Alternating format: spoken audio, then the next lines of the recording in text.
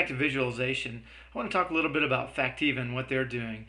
Subscription database vendor Factiva is using visualization in some cool ways these days. They've created something that they call their Discovery Pane filter that uses a very simple visualization element to help simple searches. That's an important point to make because for complex searches, this really doesn't do much for you, and it's got some other shortfalls, but I'd like to talk about it a little bit. Here you can see, before we even get started with the search, how they make their graphs look. These are both bar charts, either horizontal or vertical. They've got some pros and some cons. I'll go over those in just a second. So why don't we hop on into that database and take a look. Okay, here we are taking a quick look at Factiva. I'm going to do a very simple search in this database on the topic of Facebook. I'm going to not mess with any of the default settings at all. Now when we run this search, what we'll get back is your standard results set that you might expect from any subscription database. Okay, so here are your citations on the right hand side taking up the majority of your real estate. And remember, this is a popular and news resource, so I'm not really focusing on what kind of information this covers, but more the interface. On the left hand side here, you can take a look at this Discovery Pane. It's got some pretty neat features here. And we're going to scroll down this very quickly. You've got companies, executives, industries. Got a couple mini tag clouds, which is something I'll touch on later on, subjects and source types, and at the very bottom you have dates, and that's a vertical chart. So what do we like about this? Well, there are some pros and some cons.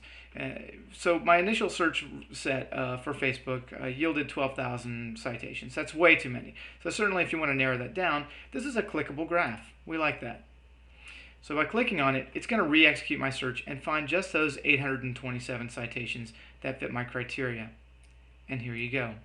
All right, if I wanted to narrow even further, I could do that based on some of these pre-done categories. So one thing I like about it is that all the graphs are clickable. I also like the fact that they feature a little descriptive wording, Facebook Inc., that's under the company, and some numeric cues that tell me exactly how many citations are in this category. Right, those are nice features. Finally, I like the fact that you can simply click here to close this Discovery Pane altogether, and you can pull it back out if you need to. On the negative side, the graphs can be kind of small. Some of the wording is abbreviated, and in some cases you can tell what they're getting at. In other cases it's a little bit harder. I do, however, like the fact that the mouse over effect allows you to see the full description of the metadata there that relates to your search. And finally, there's a rather baffling export feature. I'm not quite sure why anyone would want to do this. It's one of these features that's there. If you don't want it, you don't need to use it. But clearly, I've exported this, and they're saying right-click on the image above and save the picture as. Not really sure that anyone's going to want to do that. The final negative is that you can't really grab and expand this Discovery Pane. You can close it all the way, but you can't expand it beyond about 200 pixels. Oops. And there I am having trouble navigating myself.